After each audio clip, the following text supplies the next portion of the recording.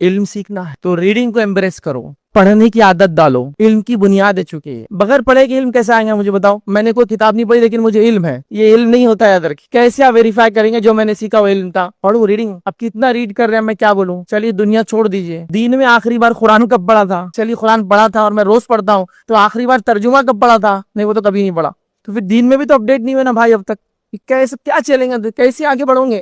جو کتاب اللہ نے نازل کی اس کو بھی نہیں سمجھتے، اس کو بھی نہیں پڑھتے، وہ پڑھتے ہو تو مانا نہیں سمجھتا ہے، تو کیا پڑھا تو نے؟ تو ریڈنگ کی عادت رہی نہیں، اتنا کم پڑھا جاتا ہے، اتنا کم سوچا جاتا ہے، اتنا کم سمجھا جاتا ہے، اتنا کم لیا جاتا ہے، جس کی کوئی انتہا نہیں آدر۔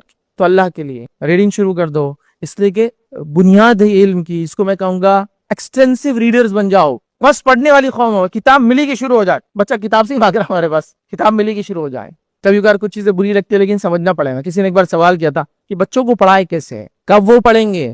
تھوڑا سا جواب کڑوا لگیں گا لیکن یہ حقیقت ہے۔ بچے آپ کے اور میرے تب پڑھ سکتے ہیں جب وہ ایک بمن یا برہمن اور ایک یہودی بچے کے ساتھ کتاب کے ساتھ بیٹھنا تو سیکھے، تب تو ریڈنگ شروع ہوں گی۔ اس کے بعد پروسیس ہے نا۔ تو ایک برہمن بچے کو دیکھیے، وہ کتاب کے سامنے بیٹھتا ہے، اس کو آلتی پالتی مارتے ہیں، پیروں میں پیر پھنسا کے بیٹھ گیا، اب وہ اٹھنا نہیں ہے 2 4 4 گھنٹے۔ ایک یہودی بچے کو دیکھیے، اس کے والدین کیسے پڑھا رہے ہیں، وہ کتابوں سے اس کی محبت ہے پہلی، کیا وہ سب پڑھ جا رہا ہے، سائنس، ٹیکنالوجی، اس کا مذہب اور یہ اور وہ دشمنی کیسے قوموں سے نکالنا، چالے کیسے، سب سیکھتا ہے، لیکن ریڈنگ کے بعد علم حاصل کرتا کتابوں سے، چاہے صحیح ہے چاہے غلط، وہ ڈسکشن بعد میں ہوگا لیکن وہ پڑھ تو رہا ہے نا۔ آپ اور میں کیا پڑھ رہے؟ اللہ کی کتاب کتنا پڑھ رہے وہ دیکھ لو، مسائل اگر ہے دین کے وہ کتنا سیکھ رہے وہ دیکھ لو۔ اس کے بعد دنیا کا کیا حال ہے، آپ کتابوں کا حال دیکھ لو۔ نئی کی نئی کتاب آ رہی ہے سال کے آخر میں، نئی کی نہیں چلی جا رہی ہے۔ کیا بچے نے مینٹین کیا کتاب؟ مینٹین کہاں سے؟ پڑھا نہیں بول کے ایسی ہو، سمجھ رہے آپ؟ پڑھے جائیں گی تو پھٹ جائیں گی، ورق نکل جائیں گے۔ علم کی بنیاد ریڈ، پڑھو، جس کو میں کہوں گا ریڈ اینڈ گرو، پڑھو اور بڑھو، بنیاد ہے یہ، پڑھو اور بڑھو، دین میں بھی پڑھو اور بڑھو،